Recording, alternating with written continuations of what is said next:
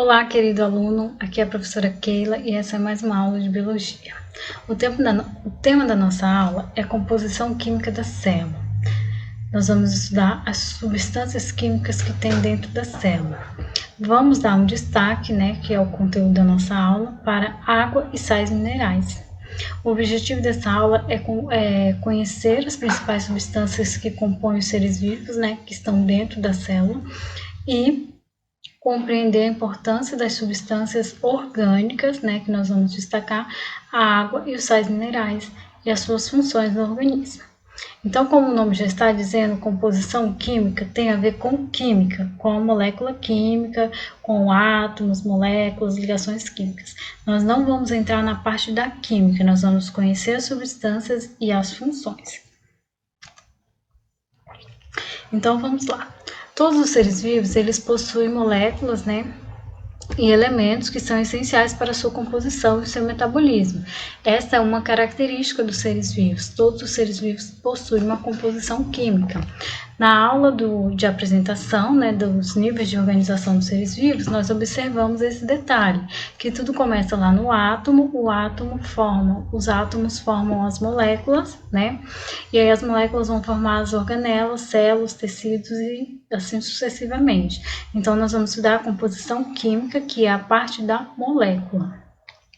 A composição química da célula pode variar conforme o tipo de célula, mas alguns componentes são essenciais e são encontrados em todos os seres vivos.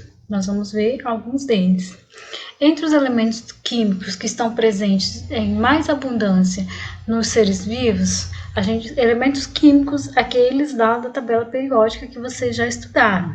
Nós vamos destacar os mais abundantes, que são o carbono, o hidrogênio, o oxigênio e o nitrogênio. Esses são os 4 componentes, os 4 elementos químicos mais abundantes nos seres vivos. Mas existem outros, além deles, outros são biologicamente importantes, como o sódio, potássio, cálcio, enxofre, fósforo. Se vocês observar, o símbolo químico deles aqui, são aqueles elementos mesmo, minerais que compõem a tabela periódica.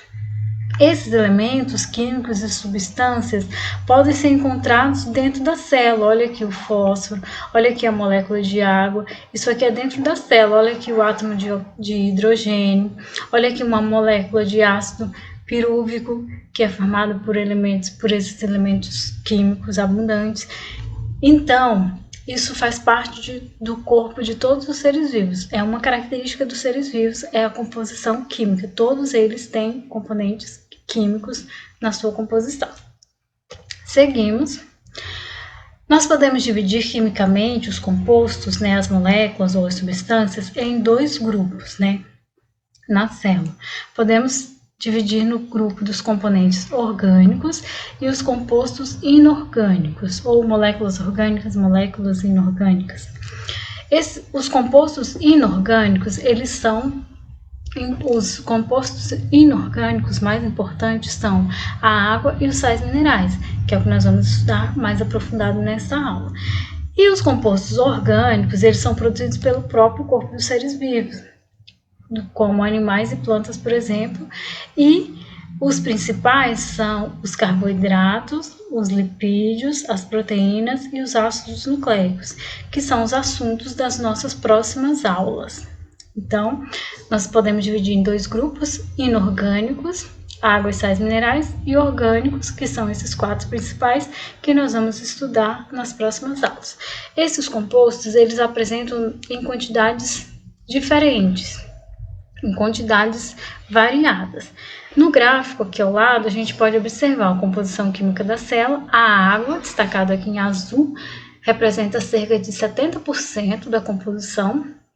E aí a gente tem as proporções, as proteínas correspondem a 15% da composição do organismo, os ácidos nucleicos, DNA e RNA, correspondem a 7%, os carboidratos correspondem a 3%, lipídios 2%, minerais 2% e tem outros elementos que correspondem a 1%.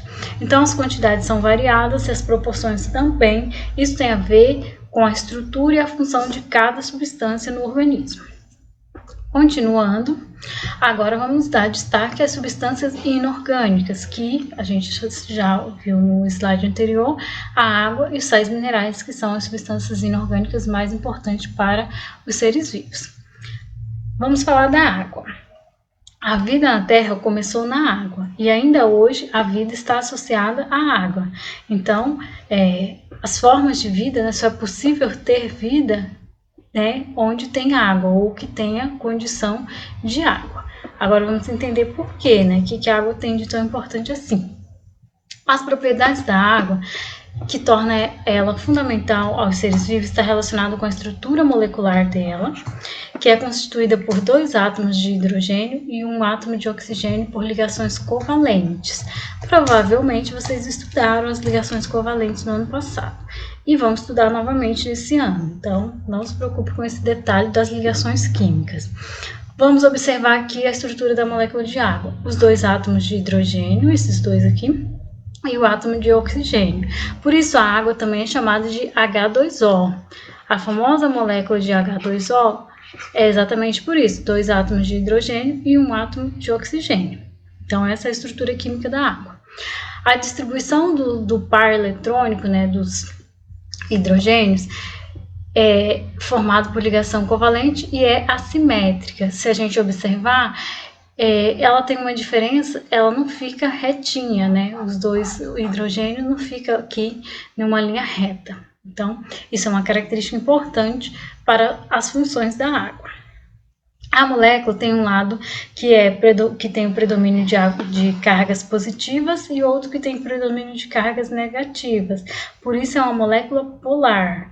Então, olha, a gente pode observar que tem essa região da molécula e a outra região, por isso ela é chamada de região polar, onde vai se concentrar as cargas positivas e as cargas negativas. Isso que permite ela fazer ligações com outras substâncias químicas e dissolver várias outras substâncias e tem a ver com a característica química e estrutural dela. Seguimos, vamos ver algumas propriedades da água. A água, uma das propriedades que a gente pode destacar é a tensão superficial. Isso quer dizer a coesão entre as moléculas da superfície, que forma uma rede. Olha só, quem já viu isso? Os insetos, eles ficam lá flutuando, né, em cima da água, que a gente pode observar que deu uma afundadinha aqui onde estão as patas do inseto, mas ele não afundou. Isso tem a ver com a tensão superficial. As moléculas da superfície, elas estão mais unidas e aí formam uma rede mais resistente e aí confere essa característica que é a tensão superficial, e alguns objetos ou elementos não conseguem romper essa ligação entre as moléculas e aí acontece esse fenômeno no caso dos insetos que ficam aqui sobre a superfície da água. Folhas também acabam ficando sobre a superfície. Outra propriedade da água é a capilaridade, que é a capacidade de penetrar em espaços reduzidos e percorrer microsporos, como no solo, por exemplo, e acessar as raízes de plantas. A gente pode até fazer esse teste. Olha, aqui a gente tem um exemplo, né, o canudinho passando aqui e as moléculas de água. Elas conseguem aderir os microsporos. Se você tiver uma plantinha lá seca, lá uns 20 dias já sem colocar água, você vai perceber que a terra está bem seca. Se você colocar água, imediatamente a água vai se espalhar por esse solo, né? Por que isso acontece? Porque ela tem essa capilaridade, que é a capacidade de passar entre as partículas do solo, que são os microsporos. Outra característica, outra propriedade da água é o calor específico. Cadê? Aqui. O calor específico elevado. As moléculas de água, elas podem absorver grande quantidade de calor sem que a temperatura fique elevada imediatamente. Isso explica o papel termorregulador da água por meio da transpiração. Como isso funciona? A água, uma das principais características, das principais funções dela no organismo é regular a temperatura, porque ela consegue absorver grande quantidade de calor de um determinado corpo. Então, ela consegue tirar o calor desse corpo e regular a temperatura, diminuir a temperatura. Outra propriedade da água, Cadê minha caneta? Aqui. É a capacidade solvente. A polaridade da molécula de água explica a eficácia de dissolver várias partículas. Então, como a gente viu lá no início, que tem uma parte da molécula que é positiva e outra parte negativa, isso facilita a atração de íons de outras moléculas, facilita a atração de outras moléculas. Então, outras moléculas se dissolvem, né, se liga facilmente com as moléculas de água. Por isso, ela tem essa capacidade solvente. Como a gente pode observar aqui na imagem, as moléculas de sal, ó, sal de cozinha, as moléculas de água conseguem romper, né, quebrar as ligações entre a molécula de sal, porque ela tem uma parte negativa, essa parte negativa atrai as partículas, os íons positivos, né, do sódio, e aí separa as moléculas do sal, então ela acaba dissolvendo essa substância, como aqui na outra imagem, as moléculas de água, ó, separou e formou outro aglomerado de células. Agora vamos observar os principais papéis, né, as principais funções da água no organismo, nos seres vivos, que é variado. A água atua como solvente da maioria dos solutos, como a gente viu, que é uma das propriedades dela, a capacidade solvente, né? E o que isso permite a reação a ocorrência das reações químicas, né? A água ela tem capacidade de dissolver uma grande quantidade de substâncias, por isso ela é chamada de solvente universal. E aí essas reações aceleram, né? Catalisam as enzimas, isso quer dizer acelera a ação das enzimas e acelera então as reações químicas no organismo. Então a água ela tem um papel importante para dissolver substâncias e acelerar as reações químicas no organismo. Ela também atua na distribuição de substâncias no organismo, porque ela é um líquido, né? Ela percorre o organismo e aí nesse percurso ela acaba distribuindo substâncias. Ela é um componente do sangue, então ela vai atuar como distribuição de substâncias. Regula a temperatura, como nós vimos, uma das propriedades da água, que é termorreguladora. Então, a abundância presente de água nos seres vivos impede grandes variações. A água consegue absorver o calor, evitando que a temperatura tenha uma elevação muito brusca ou uma queda muito brusca. Ela também age como lubrificante nas articulações, nos olhos. A gente pode observar que nossos olhos são úmidos, né? É um exemplo, porque a água vai atuar justamente para isso, para manter os olhos umedecidos, que é lubrificante. Na mistura dos alimentos, como a saliva, e facilita a deglutição. Então, a saliva é composta uma grande quantidade de água, que ajuda principalmente a misturar os alimentos e acelerar o processo de digestão. Na imagem, nós podemos observar outras funções da água. Elas compõem órgãos importantes do nosso corpo, como o cérebro, ajuda no transporte de nutrientes e oxigênio, melhora o oxigênio na respiração, porque ela tem moléculas de oxigênio, né? Ajuda a converter alimentos em energia, porque elas aceleram as reações químicas, porque a água acelera as reações químicas, protege os órgãos, porque os órgãos precisam ficar umedecidos, precisa manter o equilíbrio hídrico, então ela ajuda nessa proteção. Ajuda na absorção de nutrientes, compõe os músculos, como também compõe o cérebro, o coração e vários outros órgãos. Ajuda também na amolecer as juntas, que na verdade é como lubrificante, e outras funções ainda no organismo. Seguimos. Mais informações sobre a água. Olha só. A água é a substância mais abundante em todos os seres vivos. No homem, ela representa cerca de 65% da sua massa, ou seja, 65% da composição. A proporção, né, a quantidade de água em um organismo pode variar de uma espécie para outra, também de acordo com a idade, com o sexo do indivíduo e com os tipos de tecidos que formam esse indivíduo. No homem, perdas maiores, né, nos seres humanos, perdas maiores de 15% da massa de água, da quantidade de água no organismo, representa um quadro de desidratação que pode ter consequências graves, porque todas aquelas funções de participar das reações químicas, de circular nutrientes, ficam comprometidas. Então, na imagem, a gente pode observar alguns organismos e a composição de água no seu corpo, né? O rato, por exemplo, tem 67% do corpo formado por água. O alface tem 95%. A medusa, que é água viva, tem 90%. A cenoura tem 90% também. O corpo humano, 65%. Uma vaca tem 52% de composto de água. E leite, né? O leite tem 87%. São alguns exemplos, né, da variação, porque também depende de acordo com a idade, o tipo de tecido, a espécie e outras características. Outro dado importante que a gente precisa saber é a obtenção e a perda de água. Como nós obtemos a água? O processo de obtenção de água é através da ingestão de água propriamente, quando a gente toma água, e através da ingestão de alimentos ricos em água, como por exemplo a cenoura e o alface, que está representado aqui. E como a gente perde água? As perdas de água são bem maiores. A gente pode perder água na respiração, pode perder água na forma de urina, podemos perder água nas fezes, podemos perder água na transpiração. Então, nós temos muito mais meios para perder água do que para absorver água. Então, a gente precisa ficar atento para manter esse equilíbrio e não apresentar quadro de desidratação. Seguimos. Agora vamos continuar falando sobre as substâncias inorgânicas, mas agora nós vamos falar sobre os sais minerais.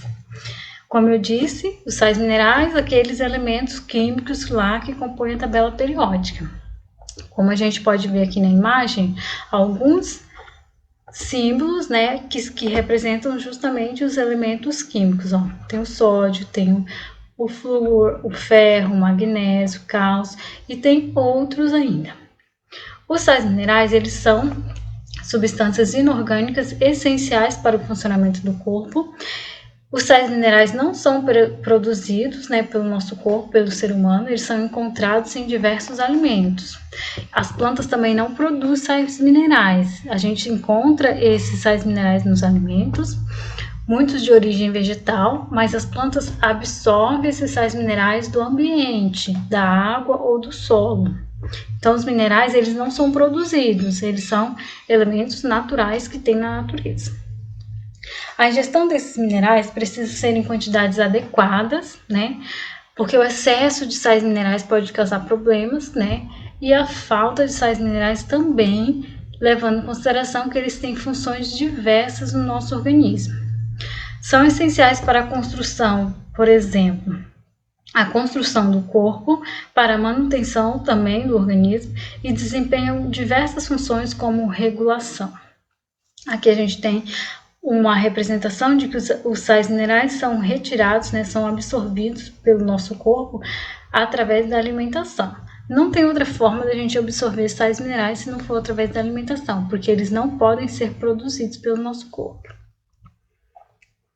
Aqui a gente tem uma tabela que apresenta os principais sais minerais, né, que a gente encontra no nosso organismo e as funções que eles desempenham e os principais alimentos que onde eles podem ser encontrados. Lembrando que eles não são produzidos nem pelos animais, nem pelas plantas, por nenhum ser vivo. Eles são absorvidos do ambiente. Então, a gente tem um destaque aqui o cálcio, que ele ajuda na formação dos dentes, dos ossos, atua também no funcionamento dos músculos e dos nervos e na coagulação do sangue. Eles são encontrados principalmente nos laticínios, né? Os alimentos derivados do leite e hortaliças verdes como espinafre, brócolis e couve. O fósforo, aqui representado pela letra P, ele também atua na formação dos ossos e dentes, participa da transferência de energia e da molécula de ácido nucleico. Quando a gente for estudar os ácidos nucleicos, a gente vai observar que tem um elemento químico lá, o fósforo, certo? Ele pode ser encontrado em carnes, aves, peixes, ovos, os laticínios, né, que são os derivados do leite, e algumas leguminosas, como o feijão e a ervilha.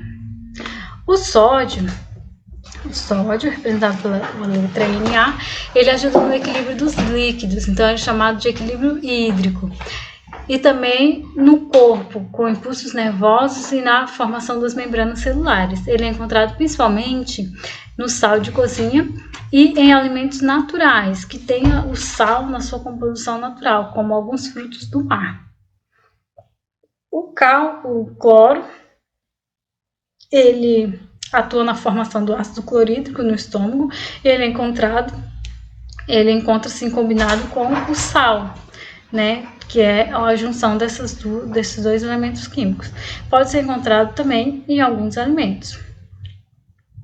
O potássio, ele age com o sódio no equilíbrio de líquidos, né, para regular a entrada e saída de líquidos do organismo. Se você está suando muito, se você está indo ao banheiro muitas vezes, isso tem a ver com a quantidade de potássio e também de sódio do seu organismo.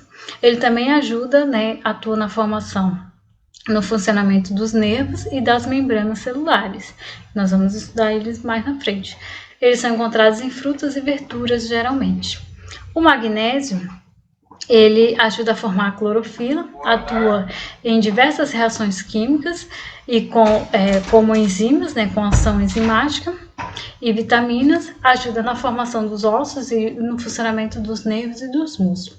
Também são encontrados em hortaliças, né, folhas verdes, né, aí tem cereais, peixes, carnes, ovo, feijão, soja, banana e outros também. O ferro, muito falado, né, ele ajuda na formação da hemoglobina.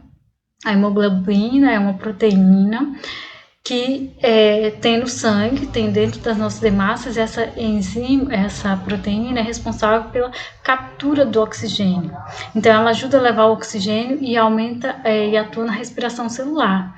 Então, o ferro tem essa ligação direta. É encontrado principalmente no fígado, carnes, gema de ovo, pinhão, legumes e hortaliças e folhas verdes. Tem o iodo, que faz parte dos hormônios da tireoide e controla a taxa de oxidação e crescimento. Algumas pessoas que têm distúrbio de crescimento baixo, crescimento acelerado demais, pessoas que engordam ou emagrecem demais, tem a ver com hormônios que são produzidos na tireoide, que são controlados pelo iodo. Ele também pode ser encontrado no sal de cozinha, iodado e em frutos do mar. E o flúor, que fortalece os ossos e os dentes, né, que é bem comum no creme dental, flúor, ele também pode ser encontrado na água fluoretada, né, pode adicionar flúor na água, em peixes e alguns chás. E nos cremes dentais também, né, são adicionados flúor, já que ele tem essa função de atuar no fortalecimento dos dentes. Existem outros sais minerais que estão encontrados no nosso organismo com funções diversas. Esses são os principais, né? Nada impede que vocês encontrem por aí outros sais minerais com destaque na formação do nosso organismo.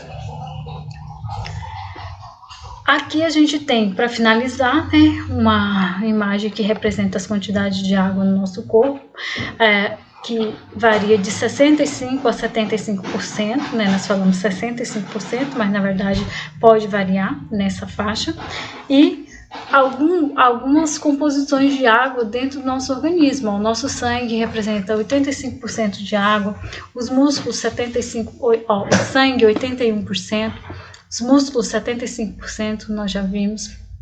Coração e cérebro, 75%, pulmão e fígado, 86% é composto por água.